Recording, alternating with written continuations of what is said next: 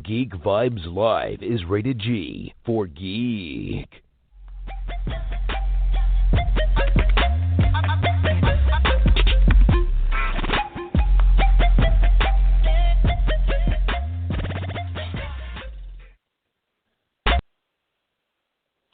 Hello, everyone. Welcome back to another fantastic episode of Geek Vibes Live interview. We've been having a ton of interviews lately, so I'm very excited to do this one.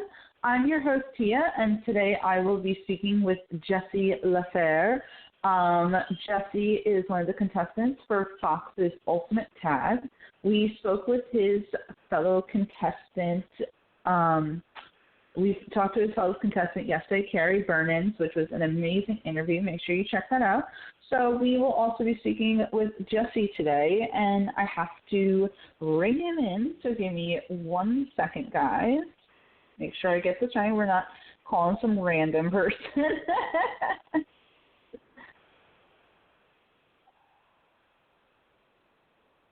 All righty, let's dial in Jesse.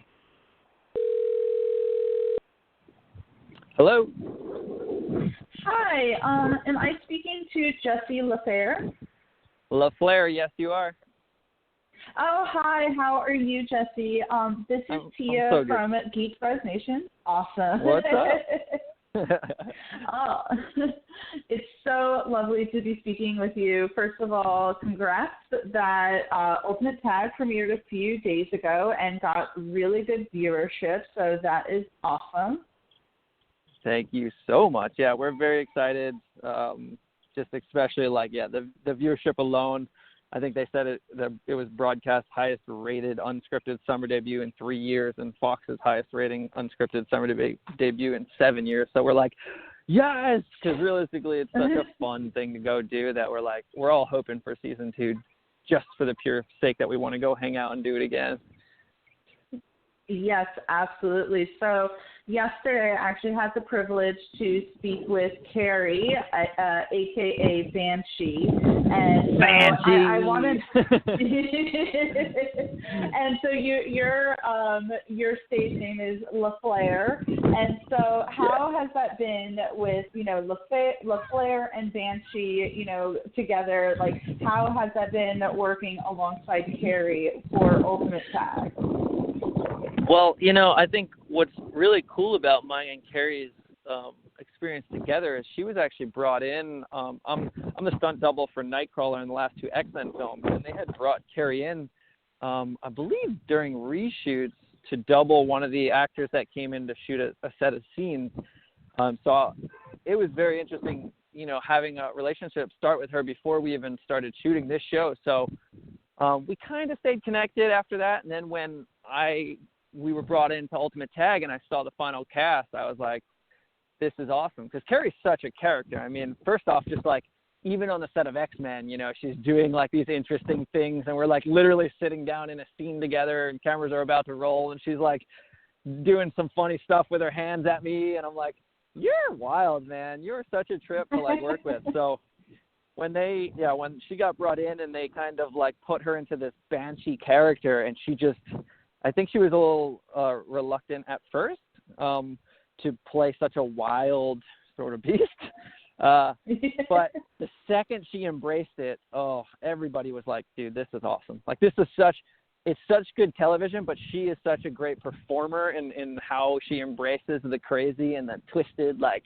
I could just see it as I talk about it, her head movements and things. So it definitely was fun. Even for us, a little scary at times. But yeah, it was cool.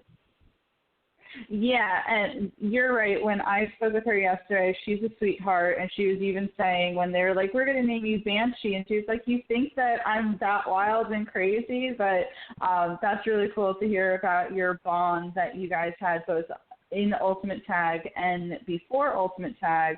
So it's funny, you did mention the X-Men movies, and I, of course, had that on my list. When I saw that in your resume, I was like, that's so cool. So where would you kind of compare, say, stunt acting to being in a show like Ultimate Tag? There's a lot of similarities, right? Like there's this element of performance. When you are stunt doubling a main character or, a guest star role like I did for Hawaii Five-0 Season 7, Episode 1, you are the performer, regardless of whether you're supposed to be covering your face because you need to land in a certain way so the actor can get in it, or you are the actor in the scene. Being on the stage of Ultimate Tag, there is a performance element. Now, La Flair is my last name. It is a character. It's like an extension of me, and it was part of the reason I didn't go for an alter ego is because I really wanted to represent my own personal brand, but for the sake of building the sport of parkour and allowing people to have someone that's actually a known athlete within the sport be recognized along with it, so that hopefully America realizes how badass parkour is, and the kids out there get off their couch and they want to go out and play and progress and learn all these life lessons about overcoming obstacles and whatnot. But I'd say, what really does compare is like you're out there and you're performing and there's cameras and you need to know like everything that's happening. And in the same thing as doing stunts, you're doing extreme movement.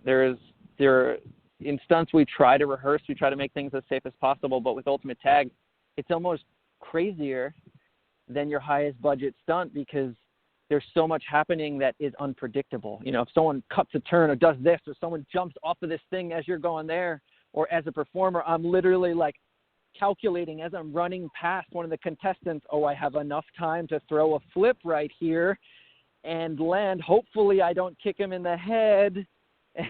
and all of that is being calculated in like a split second of moment of time. And you really like the beauty of being someone in parkour that has 15 years experience is that I get to lean on the subconscious, right? I get to lean on like just the allowing my body to react and all of that training to sort of plug into being the best performer as I possibly can, as well as an athlete.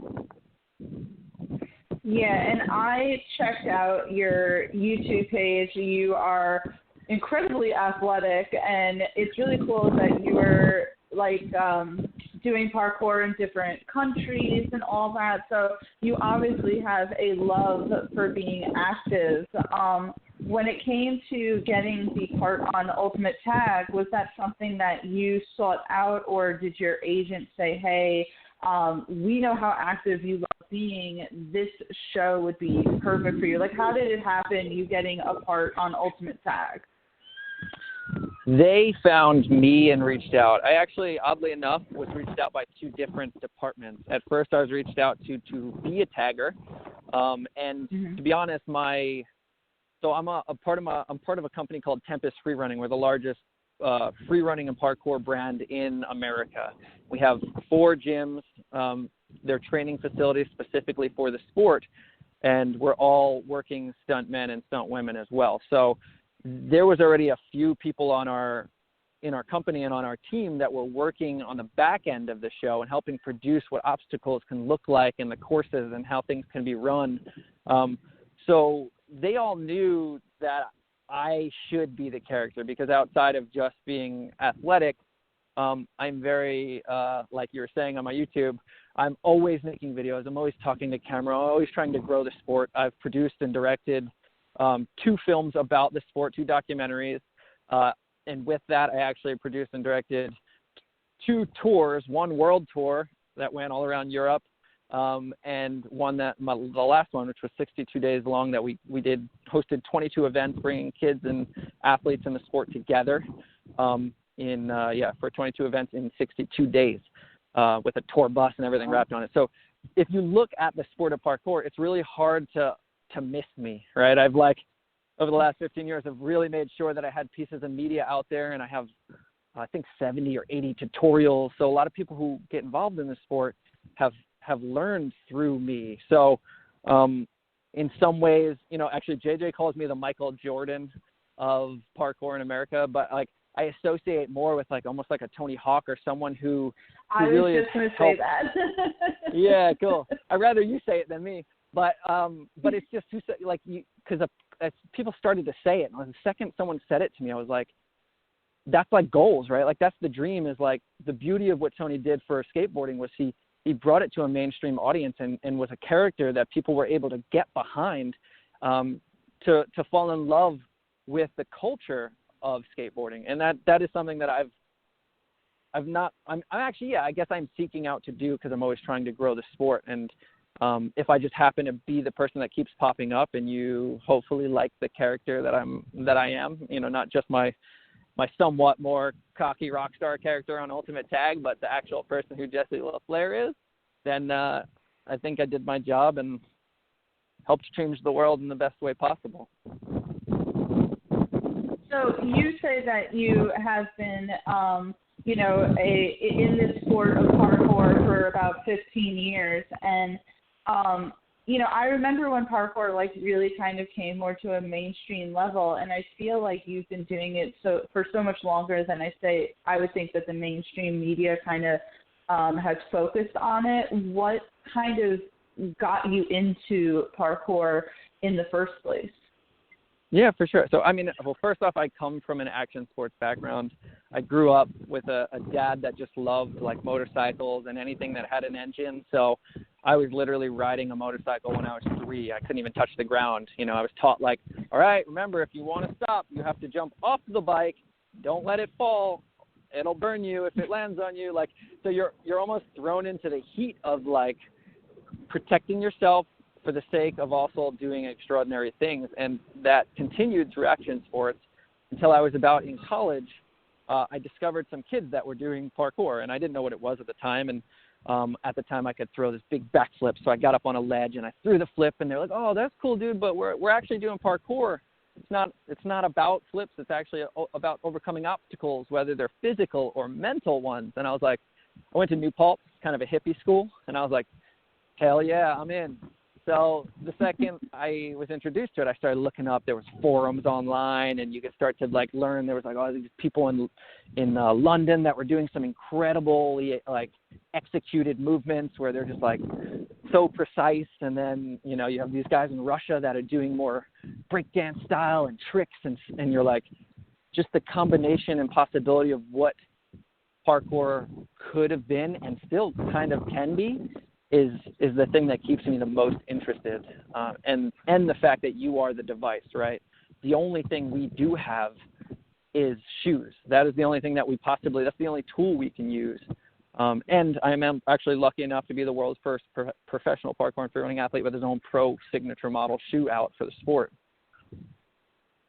Yeah, I have always thought that, because every other sport has something else with it, whereas for those who are into parkour, it's literally just you. It's your body. And I saw on your background that you were on American Ninja Warrior, and I always thought, I actually used to watch that with my mom. And we always used to say that the people who were involved, say, in parkour or even rock climbing, seem to always have the advantage over everyone else. So my two questions kind of are, how did parkour help you on American Ninja Warrior, and how is the experience differ or the same between American Ninja Warrior and Ultimate Tag?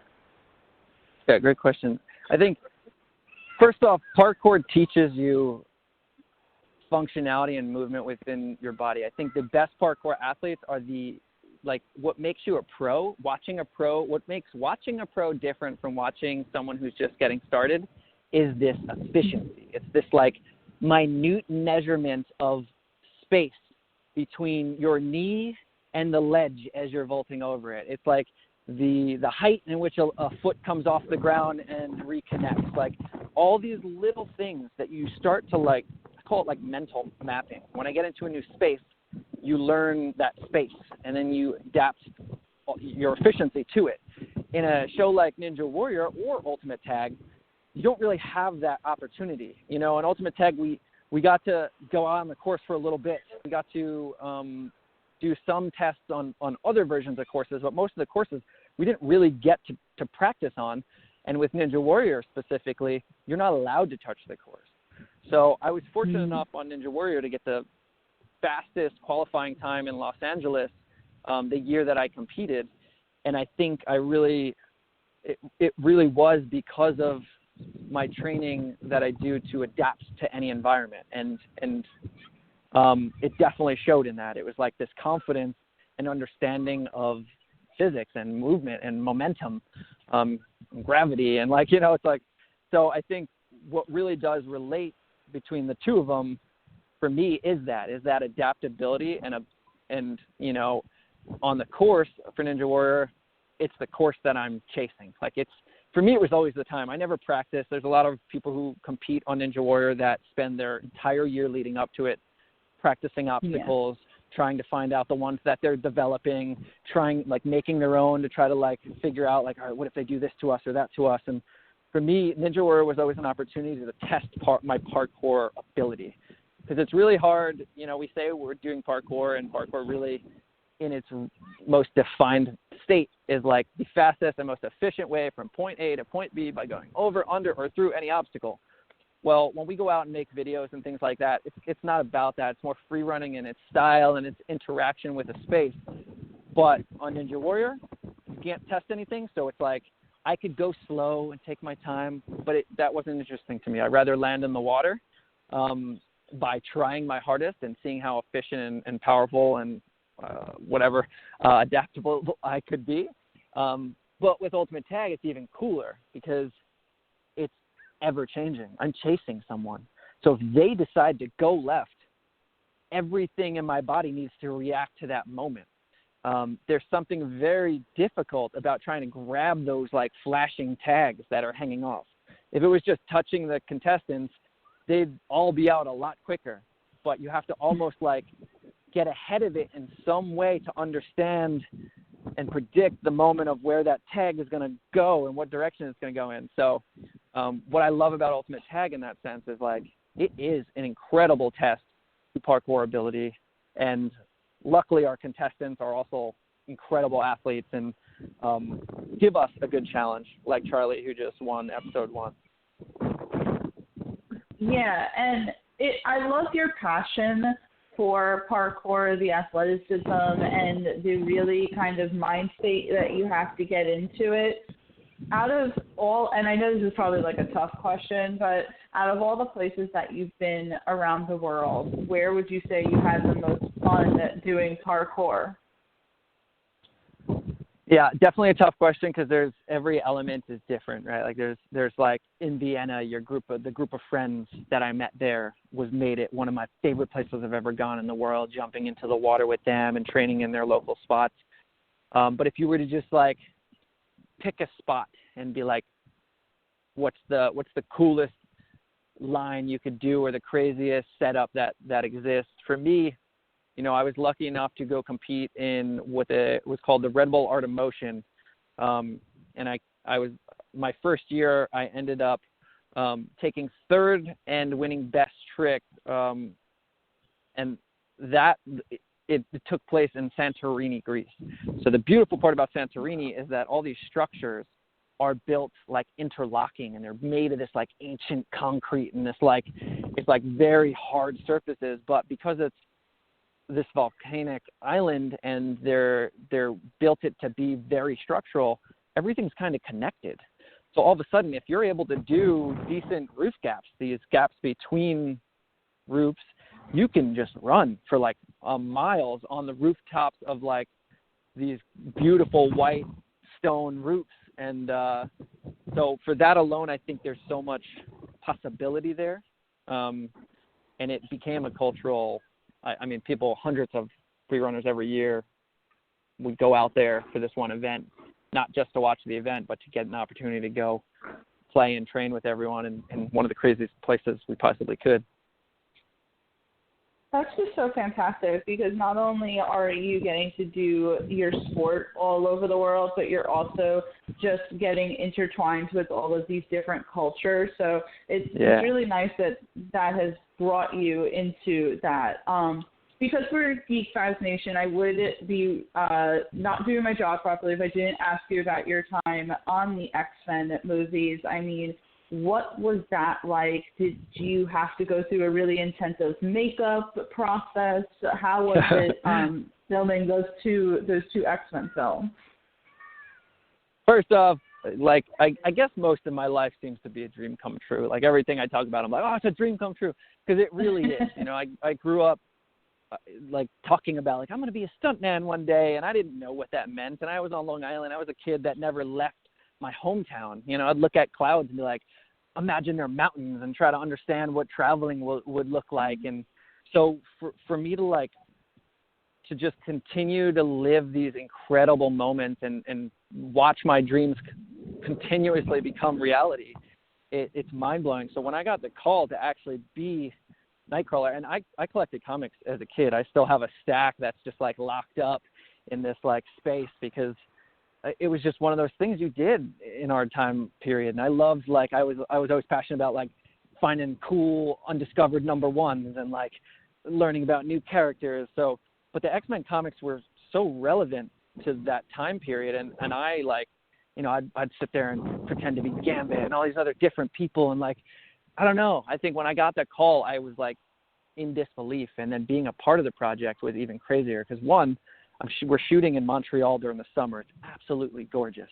Then two, you have a cast of like young, passionate actors who just want to have fun and do good work.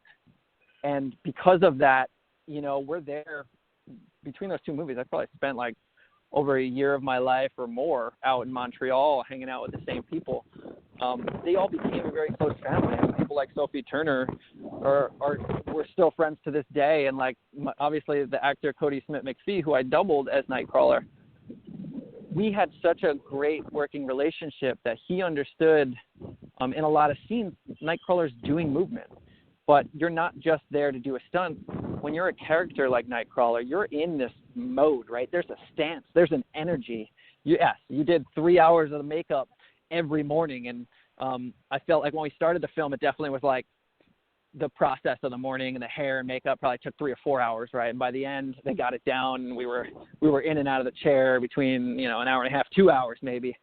But, you know, when you're as Nightcrawler, with all the other actors, but your character needed to do something, you have to be Nightcrawler.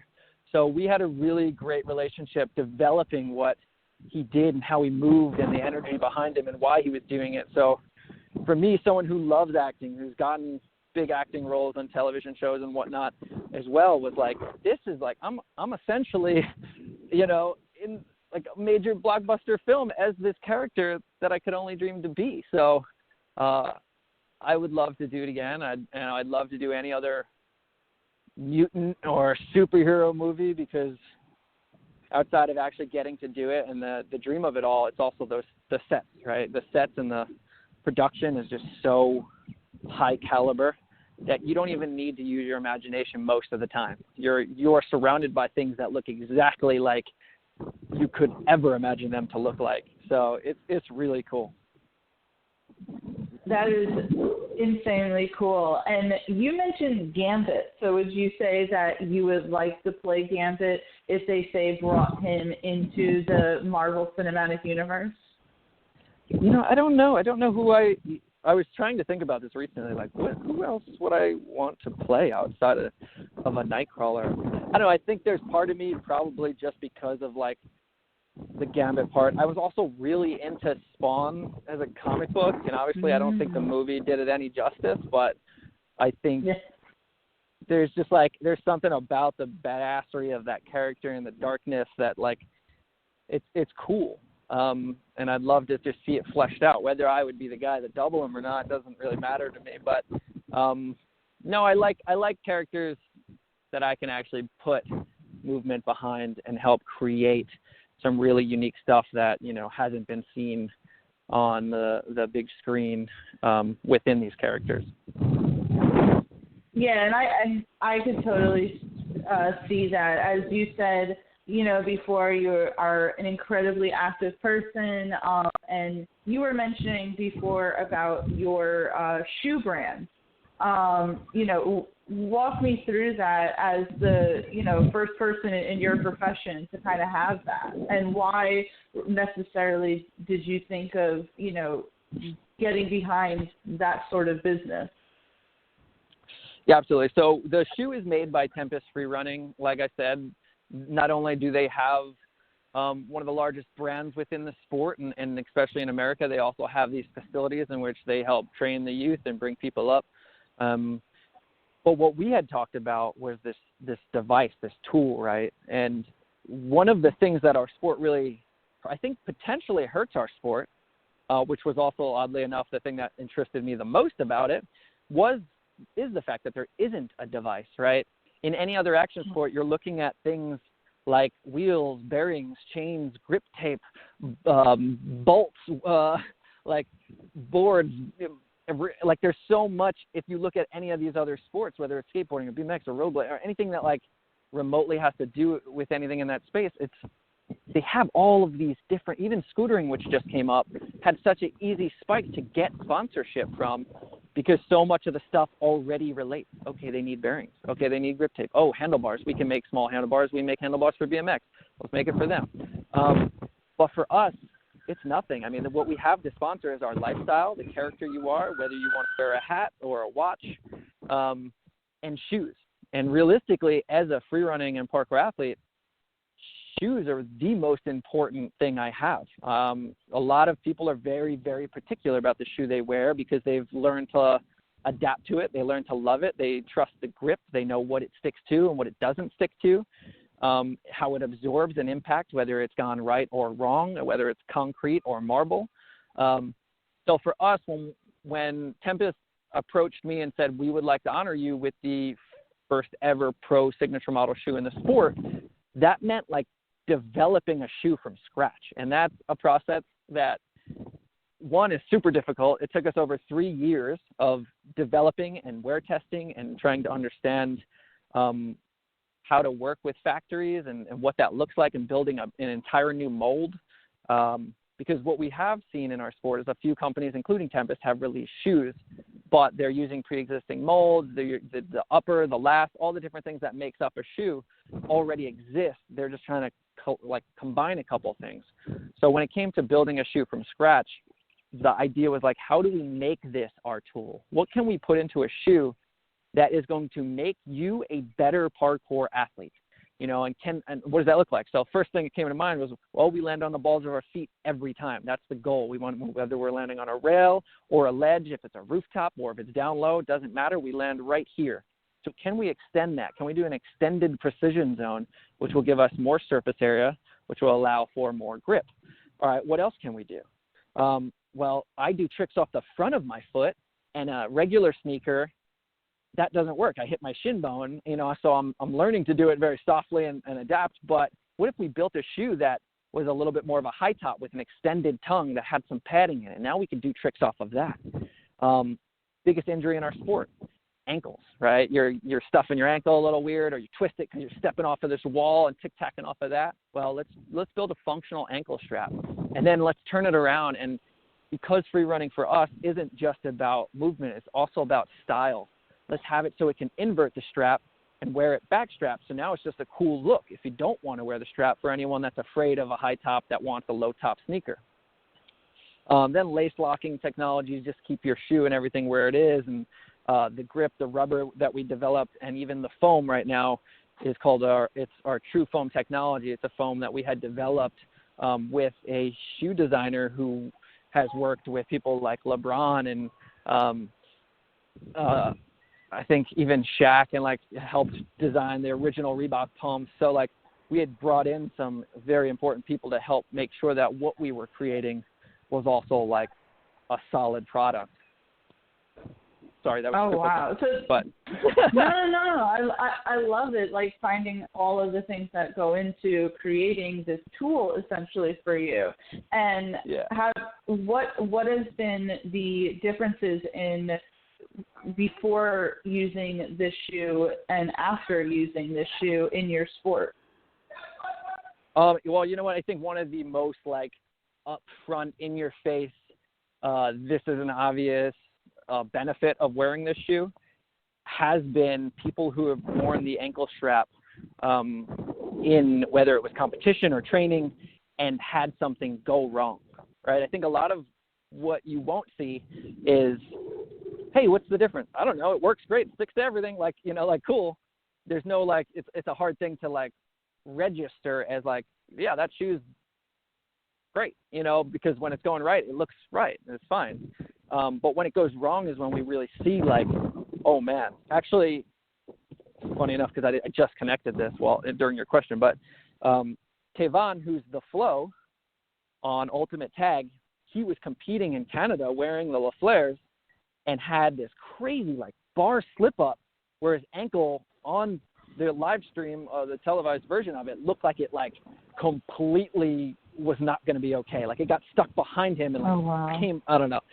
So I had texted him. I was like, dude, you all right? And he literally was like, I still have the text somewhere, but he's like, your shoe is the reason why I'm all right. And I was just like, that, just that one, right? Like, because Tavon is easily one of the best speed athletes in our sport. And if the fact that he says that the La Flair shoe actually helped save his ankle is, I mean, how different could it have been? He might not have even been on the show right now.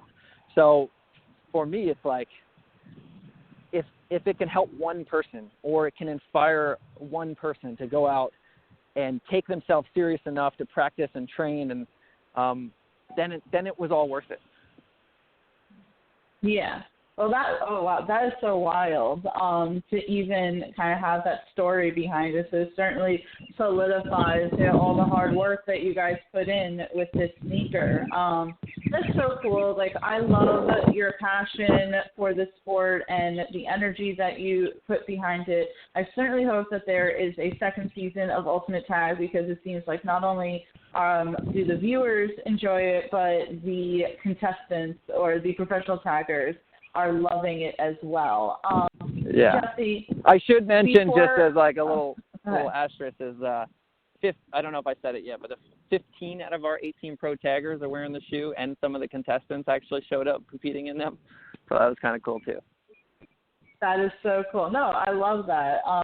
That must have been such an amazing thing for you to kind of see that, because it all really started with you and you bringing all this light to the sport of parkour. So I think that Ultimate Tag will certainly also help with that.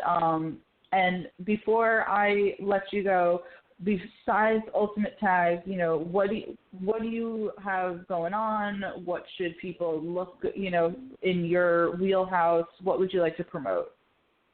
Yeah, for sure. I'm one of my favorite projects that I'm involved with right now is a company called Obsesh, and they have Obsesh TV, and they just launched a new show called Adventure Amplified, where they take these sort of world traveling renegades who are adventure obsessed, and have shot these incredible videos and I don't know, journeys around the world, and they put them together and created this new show. And I'm actually the host of that show, which is fun, as well as my series Off the Edge that is seen in most episodes of it. And that is available on the People Are Awesome channel under it's like all these digital platforms like Roku, and maybe you could look it up if you wanted to plug it properly, but it's available on it's digital streaming platforms. And I definitely, I'm a fan of the Obsessed team over there. It's some really powerful women behind it, and what they're just trying to do to inspire people to get out and be healthy, have fun, and travel the world. So, yeah, that's probably one of the coolest things I got going on outside of everything else besides Tempest and the shoe and everything. That's awesome. Jesse, thank you so much for taking the time to speak with me. I have had a lot of fun in this interview, and I'm glad to have learned a bit more about the sport that you are so passionate about.